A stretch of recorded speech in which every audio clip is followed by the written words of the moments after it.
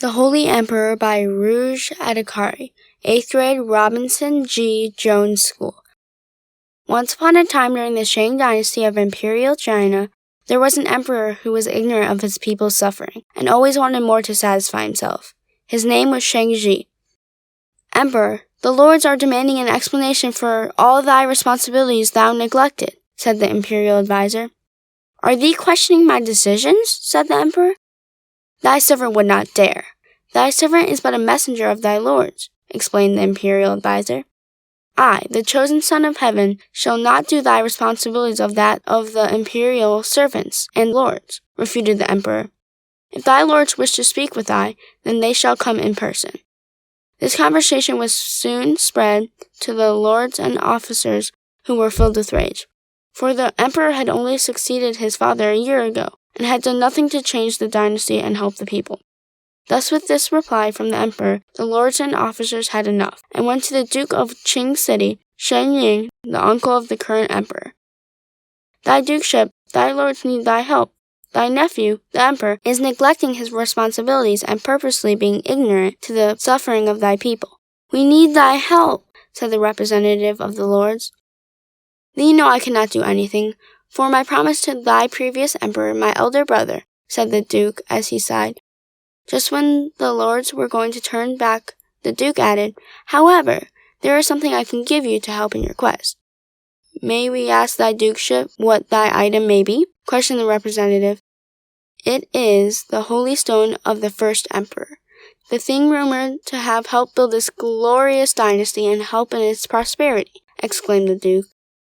Then we shall thank thy dukeship for letting us borrow thy holy relic, said the lords and representative as they bowed. They knew they just needed the current emperor to be in possession of this stone to make the dynasty prosper. Soon, through the lord's connection, they got the emperor to receive the stone without any suspicion being incurred, and the emperor was soon going to sleep with the stone next to him. Midnight outside the emperor's chamber of rest. The guards who were wide awake suddenly fell asleep. The doors opened and a transparent figure walked right in. Thud! The doors were shut. Once the figure walked in and the guards woke up without a clue of what happened. The emperor suddenly opened his eyes, looked around, shouting, Who goes there? Why do thee dare step in thy holy emperor's chamber? You are not worthy of the title Holy Emperor, said a calm yet imposing voice.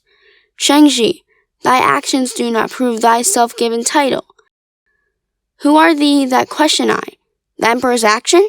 Replied Shang-Chi in an imposing voice. However, just when he was about to continue, the owner of the voice showed himself, causing Shang-Chi to have a shocked expression on his face. The phantom talking to him was the first emperor of the Shang dynasty, Shang Xuan. Thy imperial majesty, may this descendant of thy ask to why thee say I do not deserve the title of thy family? Said Shang-Chi as he kowtowed before the first.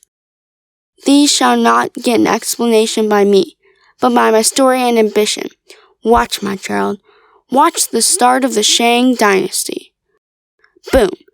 Thunder slapped when Shang Xuan finished, and Shang-Chi was knocked unconscious, only to wake up in an unfamiliar place. Ancestor, is thee there? Ancestor, is thee there? Just as he was about to continue, Shang Xuan suddenly said, Just stay silent. Watch, and you'll understand everything. Thus with this reply from Shang Xuan, Shang-Chi watched in front of him as the people moved.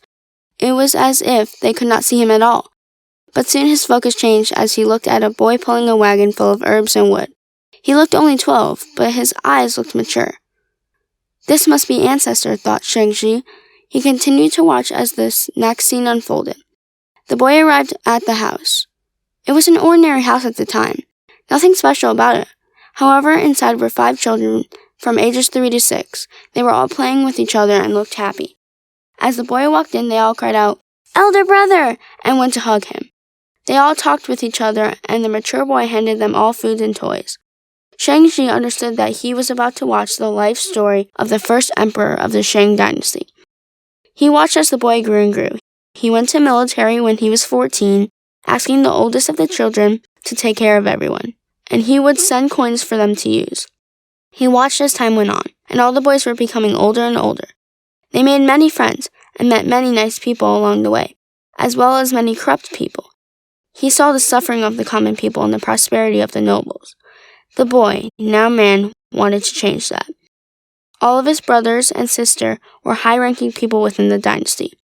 He himself was an imperial general. He gathered all of them and had them come to the house that they all once lived in, and said 4 simple words: "Things need to change." Thus, with those words, the Shang dynasty was coming into place. They took advantage of their positions and slowly but steadily uprooted the former dynasty and now had built the almighty Shang dynasty. As Shang-Chi watched all of this happen, he knew why he was not worthy of the imperial family's title. He was too ignorant of the common people's suffering, not wanting to know anything, which made it impossible for him to improve the dynasty. Not only that, but he had never given to the dynasty's prosperity, but only wanted for the dynasty to give everything he wanted in return. He knew he did not deserve the title of Holy Emperor. However, he was about to change. He was about to change everything. But before he could do so, he kowtowed to the phantom figure of Shang Xuan as he said, "I thank thy imperial majesty for thy guidance of this unfilial descendant. I shall swear to the heavens that if I do not change, then I am not worthy of the Shang name." Shang Xuan slowly made a gratified smile as he slowly disappeared. Shang-Chi continued to kowtow until the phantom figure fully disappeared. He stood up with an energetic look, knowing that tomorrow was going to be a great day. Thus, the next day, the lords were in the imperial hall waiting for Shang-Chi. They all looked anxious, hoping that the Holy Stone had caused him to change for the better. Soon they saw him walking to the throne. He still had the same look on his face, but his aura was different. They did not know what to expect. Once Shang-Chi sat on the throne, with a nonchalant expression, he simply said, "What are the problems that require my attention? Thee who knows, speak." With just this statement, they knew that the Holy Stone had worked. They were gratified knowing that the dynasty would have another holy emperor.